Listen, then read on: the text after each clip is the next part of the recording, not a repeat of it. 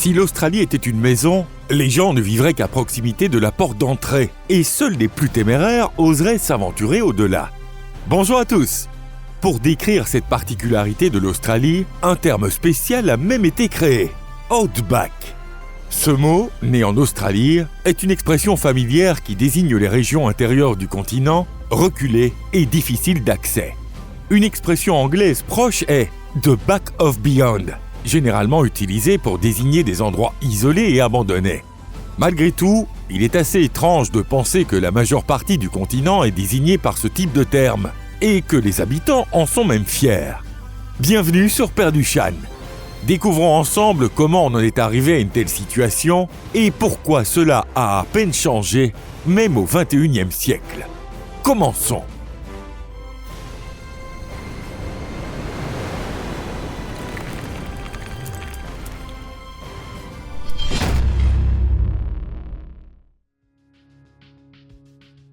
Histoire de la colonisation.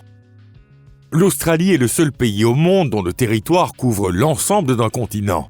Cela dit, sa superficie reste inférieure à celle de l'Antarctique, ce qui en fait le plus petit des continents. En incluant la Tasmanie, la superficie de l'Australie est de 7 692 000 km². Bien sûr, cela reste bien moindre que la superficie du continent eurasien, mais le territoire australien se classe tout de même au 6e rang mondial, après la Russie, le Canada, la Chine, les États-Unis et le Brésil. Cependant, l'Australie présente une autre particularité assez étonnante. Malgré l'immensité de son territoire, sa population n'était que de 27,6 millions d'habitants en 2025. Il n'est donc pas surprenant que la densité de la population de l'Australie, avec seulement 3,3 à 3,5 habitants par kilomètre-carré, figure parmi les plus faibles au monde. Même si l'on ne compare pas ce chiffre à celui des pays les plus densément peuplés du monde, comme Monaco ou Singapour, mais à des pays de superficie comparable, on constate que la densité de population de la Chine dépasse 150 habitants par kilomètre-carré. Celle des États-Unis avoisine les 38 et celle du Brésil est d'environ 26. Alors, pourquoi un continent entouré par 2 océans et bénéficiant d'un climat aussi clément compte-t-il aussi peu d'habitants ? Nous reviendrons un peu plus tard sur le climat, mais commençons par examiner l'histoire de la colonisation de l'Australie. La faible densité de population de ce pays est en effet étroitement liée à son histoire.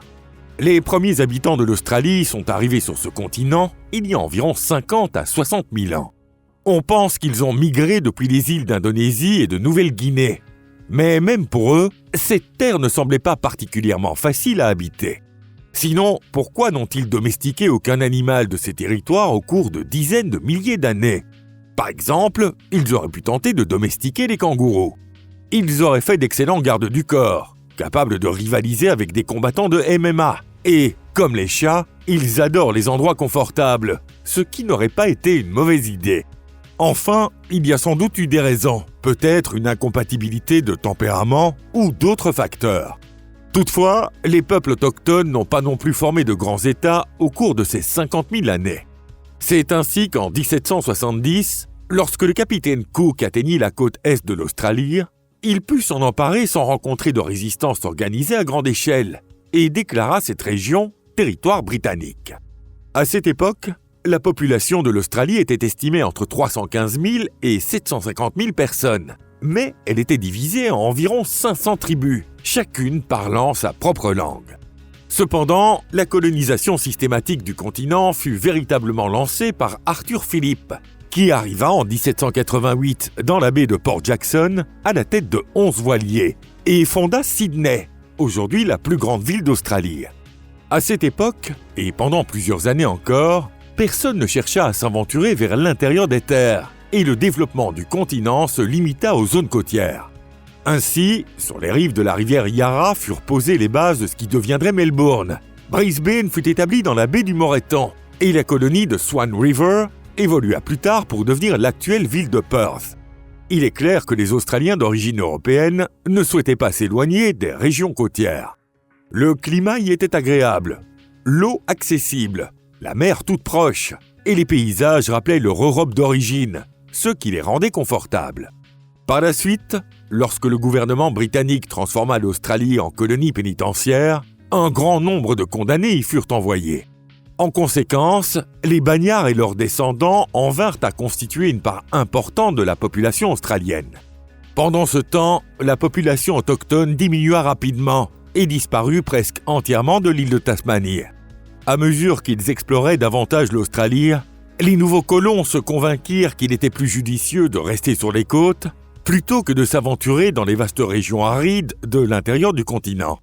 En 1862, l'expédition de l'Écossais John McDowell Stuart réussit à traverser le continent australien du sud au nord, mais son espoir d'y trouver des sources d'eau abondantes se solda par un échec. Tout au long de ce périple de plusieurs milliers de kilomètres, l'expédition ne découvrit pas la moindre grande étendue d'eau. Ainsi, jusqu'au milieu du 19e siècle, environ 400 000 habitants non autochtones d'Australie vivaient principalement dans les régions côtières. La ruée de l'or et les lois discriminatoires. Cependant, la situation changea radicalement en 1851, lorsque de l'or fut découvert en Nouvelle-Galles du Sud. L'Australie, autrefois colonie pénitentiaire, se transforma en une véritable terre d'or. Lorsqu'une ruée vers l'or d'une ampleur dépassant celle de la Californie débuta, la population australienne fut littéralement multipliée par 10 en seulement 10 ans, tandis que des villes comme Ballarat et Bendigo virent le jour, et que routes, ponts et chemins de fer furent construits. Depuis lors, l'Australie n'a cessé d'exporter de l'or sur le marché mondial, et elle compte encore aujourd'hui parmi les 3 premiers producteurs mondiaux. Existe-t-il un autre pays d'une telle envergure dont l'économie ait, en réalité, pris son essor à partir d'une ruée vers l'or? À cet égard également, l'Australie est un pays tout à fait singulier. Cependant, l'or apporta aussi de nombreux problèmes sociaux à l'Australie.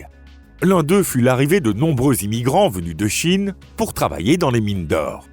Les immigrés d'origine chinoise devinrent de redoutables concurrents pour les colons venus d'Europe.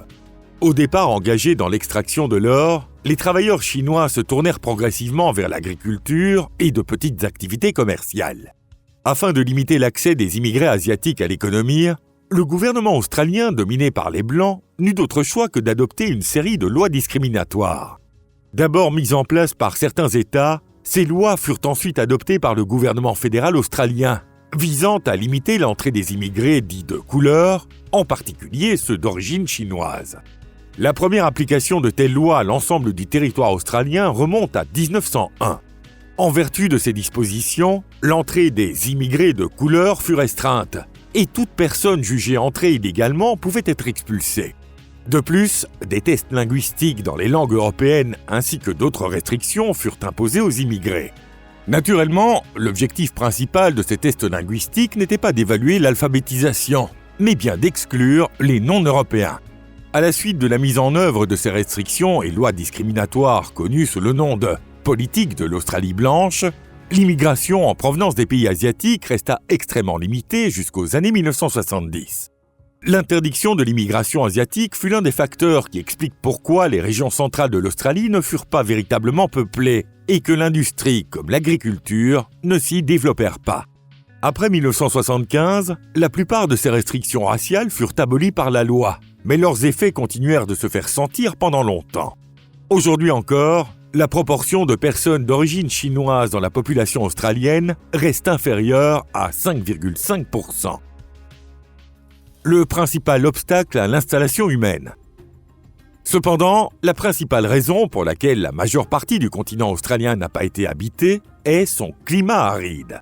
La caractéristique essentielle de l'Australie, hier comme aujourd'hui, réside dans sa position géographique et dans les conditions climatiques qui en découlent. En effet, environ 70 à 80% de ce continent est constitué de déserts et de semi-déserts arides. Dans ces régions, les précipitations sont extrêmement faibles, tandis que l'évaporation est très élevée, ce qui entraîne des sécheresses prolongées fréquentes. Les régions les plus arides de la planète sont le désert du Sahara et le désert d'Arabie. Les précipitations annuelles moyennes y sont d'environ 25 mm pour le Sahara et inférieures à 100 mm pour le désert d'Arabie. En termes d'aridité, l'Australie ne diffère guère de ces régions.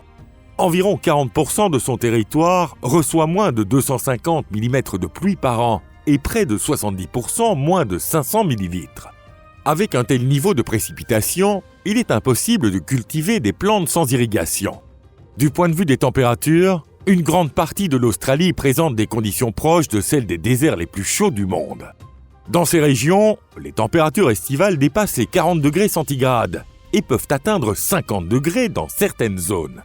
Sous un soleil écrasant, les sols se dessèchent littéralement et même des apports d'eau importants mais irréguliers rendent ces terres totalement inadaptées à l'agriculture. Cependant, dans la majeure partie de l'Australie, l'agriculture irriguée ne peut être pratiquée que de manière très limitée. Le facteur fondamental qui freine le développement de l'agriculture irriguée est le manque d'eau. Il arrive souvent qu'un voyageur épuisé, observant le relief, s'imagine qu'une vallée traversée par une rivière doit se trouver plus loin. Et effectivement, une vallée creusée par un cours d'eau apparaît, mais sans la moindre trace d'eau. Il s'agit de ce que l'on appelle un creek, une rivière généralement asséchée, comparable aux oueds du Sahara. Le système hydrographique le plus connu, le bassin Murray-Darling, ne fournit de l'eau qu'à une partie très limitée du sud-est de l'Australie. Et cela concerne principalement les régions côtières. Pourtant, sous les vastes plateaux brûlés par le soleil de l'intérieur du continent australien, se trouve le grand bassin artésien. Cette réserve d'eau suscite de grands espoirs en Australie, mais cela relève encore de l'avenir. En réalité, à l'heure actuelle, l'exploitation des eaux souterraines sous pression coûte bien plus cher que les bénéfices qu'elle pourrait générer. Par ailleurs, un projet extrêmement ambitieux est également envisagé en Australie, utiliser l'eau de mer pour remplir le bassin du lac Eyre. Selon ce projet, il suffirait simplement de creuser un canal de quelques kilomètres pour créer ce lac. Mais où trouver les milliards nécessaires à un tel chantier ? Et l'eau acheminée par ce canal parviendrait-elle réellement jusqu'au lac ? Ou bien s'évaporerait-elle en chemin ? Des sols pauvres. En plus des conditions climatiques sévères, la nature complexe et appauvrie des sols a également joué un rôle déterminant. Les sols australiens comptent parmi les plus anciens et les plus pauvres en nutriments au monde. Cela s'explique par le fait que, comparé à celle des autres continents, la structure géologique de l'Australie est relativement peu variée. Les 2/3 du territoire reposent sur un sol précambrien, où aucune déformation majeure de la croûte terrestre ne s'est produite depuis des centaines de millions d'années. Sur la plupart des autres continents, des chaînes plissées se sont transformées en géosynclinaux profonds et les lignes côtières ont constamment évolué. Mais dans la majeure partie de l'Australie, les mouvements tectoniques ont été quasi inexistants et les transformations géologiques se sont limitées à des processus de dénudation, c'est-à-dire l'accumulation de matériaux issus de l'altération et de l'érosion des roches. Pendant des centaines de millions d'années, cette région n'a connu ni activité tectonique importante, ni volcanisme actif, ni formation de glaciers. Ainsi, le renouvellement des couches de sol, tel qu'il s'est produit sur d'autres continents, ne s'est pas effectué ici à grande échelle. Il en est résulté des sols pauvres en nutriments et riches en sel, nuisibles à l'agriculture. Même lorsque des conditions temporairement favorables permettent la formation de couches fertiles, le manque d'humidité et les températures élevées entraînent rapidement la dégradation des sols, les rendant impropres à l'agriculture. Lorsque des sols fertiles se dégradent rapidement, une irrigation intensive et un apport d'engrais deviennent nécessaires, ce qui représente une tâche extrêmement difficile. Par conséquent, les efforts de certains pionniers se sont révélés vains, et les zones exploitables pour l'agriculture ont de nouveau été limitées aux régions proches des côtes. Face à ces rendements faibles et à l'absence de perspectives de développement, il n'y avait aucun intérêt à rester sur ces terres, et les populations ont continué à se concentrer dans les régions côtières déjà mises en valeur. L'économie et la psychologie de l'espace. Cela dit, l'économie de l'Australie moderne n'a pas réellement besoin de développer de nouvelles terres. Avec une population inférieure à 30 millions d'habitants, les vastes régions côtières suffisent largement. Comme on le sait bien, l'Australie figure régulièrement parmi les 20 premiers pays du monde en termes de PIB par habitant. L'économie du pays fonctionne efficacement grâce à l'exploitation des ressources minières, à l'agriculture dans les zones côtières, au secteur financier et des services, ainsi qu'à une industrie bien développée. Contrairement aux pays confrontés à une surpopulation, l'Australie n'a aucune nécessité de mettre en valeur ses régions désertiques intérieures. Construire des routes sur des milliers de kilomètres, installer des lignes électriques et des conduites d'eau pour développer de nouvelles zones n'est tout simplement pas rentable. Il suffit d'exploiter et de développer les infrastructures déjà présentes dans les régions côtières. Il convient également d'ajouter que la majorité des Australiens considèrent ces vastes étendues vides qui couvrent la plus grande partie du continent comme une richesse naturelle. Ce n'est pas sans raison que les Australiens ont créé le terme « outback » pour désigner les régions désertiques de l'intérieur. Les Australiens perçoivent ces terres intérieures arides et reculées comme une composante unique de leur identité nationale. La nature intacte de l'outback, en tant que symbole distinctif qui différencie l'Australie des autres pays et peuples, se reflète dans son patrimoine culturel. Si cette vidéo vous a plu, n'hésitez pas à la soutenir et à la partager avec vos amis. Merci de votre attention. À très bientôt. Au revoir.